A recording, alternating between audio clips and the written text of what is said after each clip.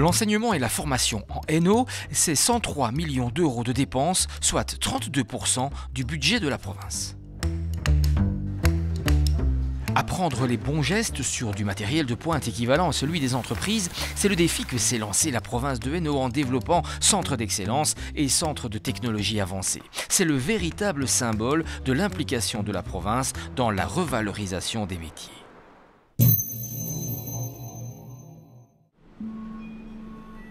Bonjour Annie Tollet, on a choisi de vous accueillir dans un lieu emblématique de l'enseignement et de la formation en province de Hainaut. Nous sommes à Saint-Guilain, dans le centre d'excellence dédié au métier de la restauration. Alors, qu'est-ce qu'un centre d'excellence? C'est peut-être important de le rappeler d'abord. Un centre de technologie avancée, il a comme obligation d'accueillir en formation des jeunes de tous les réseaux d'enseignement, donc pas seulement des jeunes issus de l'enseignement provincial, également des demandeurs d'emploi, mais aussi les gens du secteur. Donc les professionnels du secteur Horeca auront l'opportunité de venir se former ici à Saint-Guilain.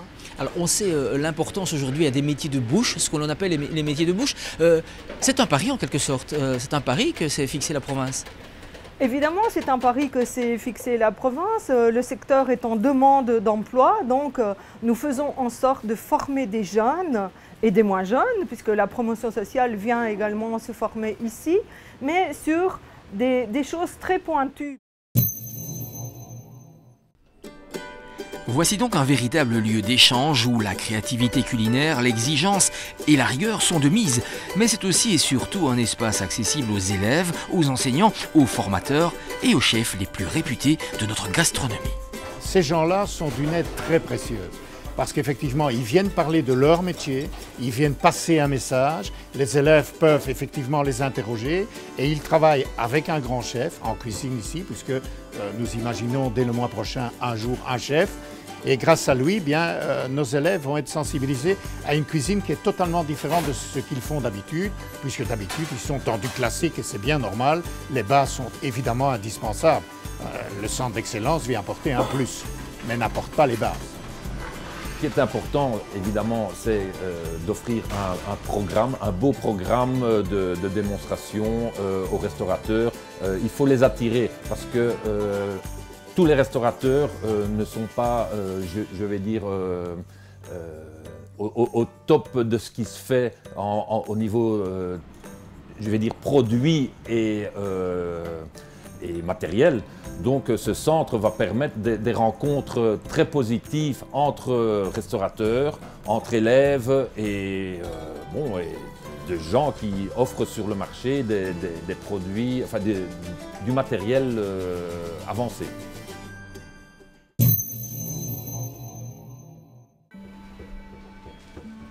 Annie Tollet, on l'a vu dans cette séquence, les professionnels sont demandeurs aussi de découvrir les nouvelles technologies. C'est un peu la spécificité aussi de ce centre. Évidemment, tout est fait pour pouvoir faire découvrir les nouvelles technologies, tout ce qui est innovant dans les métiers de l'hôtellerie.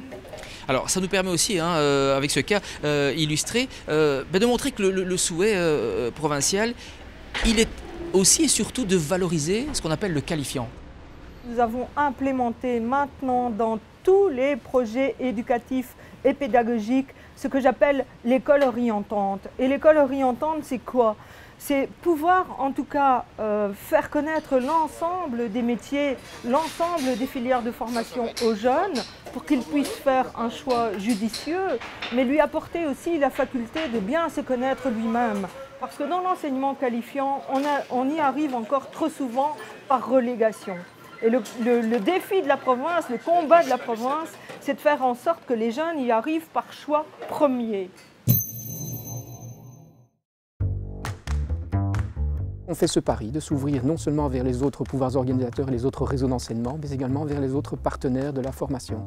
Les opérateurs se connaissant, travaillant sur les mêmes endroits, avec les mêmes équipements, peuvent travailler sur les mêmes compétences et donc il sera plus facile évidemment d'imaginer des parcours plus souples pour les apprenants. Nous pourrons facilement imaginer qu'un jeune qui est actuellement dans une filière IFAP-PME puisse à un moment donné basculer vers une filière enseignement en validant ses compétences et l'inverse est vrai, mélanger les parcours et donc tout ça se fait à mon avis vraiment au profit du jeune. On a déterminé des pôles qui sont des pôles métiers. Et donc on va regrouper une série de pôles qui sont autant de vitrines technologiques qui permettront alors de donner la vraie image de ces métiers qui sont en pleine évolution avec les nouvelles technologies et qui donc doivent redorer un petit peu leur image auprès du public. Cette volonté se décline à tous les niveaux scolaires à travers la province. Mais je prendrai comme exemple l'approche orientante, par exemple. Elle est une approche intéressante, mais je crois qu'elle n'est pas suffisante, c'est clair. À Ath, on s'est engagé dans une formation des métiers verts. Des métiers verts, donc, qui s'inscrivent tout à fait dans le développement durable. Je crois qu'il faut faire connaître à l'extérieur ces différentes initiatives. Et je crois qu'il faut réunir les parents à l'issue, par exemple, d'un premier degré secondaire et leur montrer toutes les possibilités. Aussi donner la parole aux anciens élèves en essayant de leur montrer que des élèves ont réussi. Et on scinde encore trop maintenant, je trouve, ceux qui sont étudiants, ceux qui sont en promotion sociale, ceux qui sont en formation continue. Tout ça devrait être beaucoup plus ouvert et permettre à chacun de pouvoir trouver sa valorisation et son chemin vers l'emploi. Je pense que le CPS recueille maintenant tous ces exclus du chômage.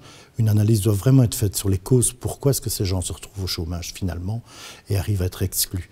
Et du côté provincial, je pense que la promotion sociale doit être revue en fonction de cette nouvelle clientèle de personnes. Alors, place maintenant au volet formation. On sait qu'on y accorde à la province de Hainaut une attention aussi toute particulière. Alors, quels sont d'abord les axes principaux de cette vaste offre de formation ? Donc, au niveau de notre Institut provincial de formation, il y a 5 filières. J'aime toujours bien le rappeler. Une filière qui est dédicacée à l'école d'administration, donc aux formations administratives à destination d'abord du personnel provincial, mais également du personnel des communes, des CPAS, des intercommunales, des hôpitaux publics. À côté de cette filière école d'administration, 4 autres filières dédicacées à la sécurité.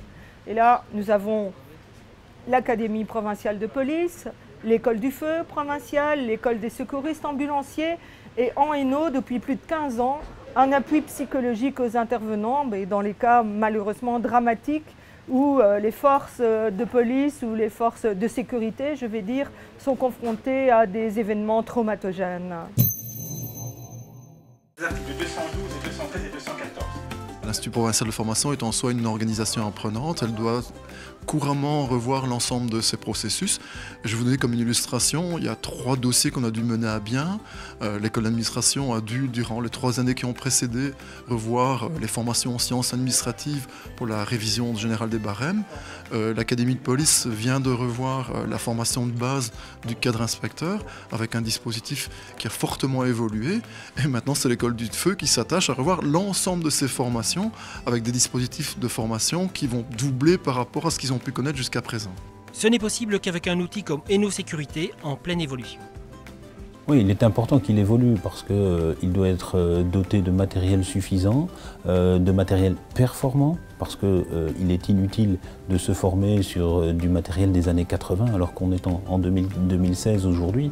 Donc le matériel doit être moderne et là on espère vraiment pouvoir à terme disposer de ce genre de matériel qui répond absolument aux besoins actuels. J'insiste sur le fait que les profils de ces agents est en train de changer. Il est en constante mutation, qu'on leur demande toujours de plus en plus de choses et que donc il faudrait peut-être davantage accentuer les aspects humains, les aspects d'accompagnement, les aspects de prévention, etc., plutôt que uniquement accentuer le côté répressif, par exemple pour le policier, ou le côté purement technique pour le pompier. La province est aussi très impliquée dans les zones de secours pour pas moins de 6 millions d'euros. C'est important que les communes se sentent soutenues. Je pense que la province de Hainaut est la seule à avoir établi ce lien entre province et commune au niveau du financement. Des autres, c'est parti dans les zones de secours directement. Je pense qu'on a bien fait dans le Hainaut d'établir ce lien entre 2 pouvoirs locaux.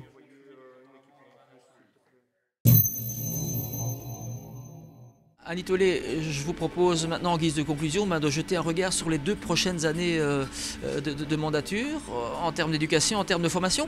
Quels sont les enjeux majeurs ? Mais en termes d'éducation, nous l'avons vu, la Cité des métiers va nous prendre énormément d'énergie, mais on a besoin vraiment d'être en adéquation avec les attentes du monde de l'entreprise et ce qui se passe dans l'école en termes de formation. En ce qui concerne les formations sécuritaires, on va continuer à développer nos sécurités sur des ateliers spécifiques parce que, je le dis souvent, une bonne formation pour un acteur de la sécurité, c'est d'abord une certitude pour lui de ne pas mettre sa vie en jeu inutilement parce qu'il est bien formé, mais c'est aussi un gage de sécurité pour l'ensemble de la population. Donc on a vraiment encore du pain sur la planche.